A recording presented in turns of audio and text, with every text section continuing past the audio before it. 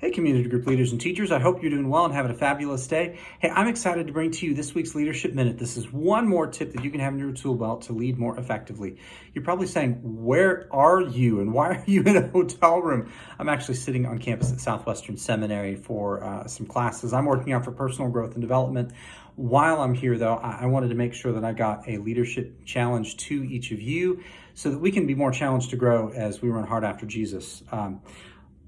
We've been in a series looking throughout July and now in August as well, looking at Paul's relationship with Timothy and Paul's challenges to Timothy to understand how we can lead better and be more effective. And so today I want to look at 1 Timothy chapter 4, starting in verse 8. For the training of the body has limited benefit, but godliness is beneficial in every way, since it holds promise for the present life and also for the life to come.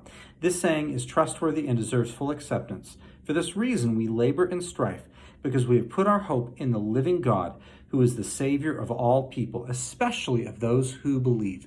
So I love this passage, and I love the challenge that Paul gives here to Timothy, because ultimately Paul is saying there's a couple of things you need to be aware of as you lead. You need to be aware of your own physical body and physical training. More than that, you need to be aware of spiritual training. Just like you physically train your body and you go through spiritual disciplines, or you go through physical disciplines in a way to keep your body healthy and in good shape. You want to keep your spiritual body in good shape also by spiritually training your body, by spending time employing the spiritual disciplines. He says, also, for this reason we labor and strive, because we have put our hope in the living God, who is the Savior of all people, especially of those who believe. He's basically saying we strive because we want to get this word out that Jesus died on the cross and rose from the dead. He is the reason why we have hope. The gospel message is why we strive. And so on the one hand, Paul is talking about spiritual disciplines and discipleship. On the other hand, Paul is talking about evangelism. And I believe they're intentionally side by side there, because as leaders, it is crucial for us to pay attention both to what we're doing in terms of remembering the hope that we have and pointing other people towards that hope, while at the same time holding in tension our pursuit of God through spiritual disciplines and making sure that we ourselves are growing closer to God.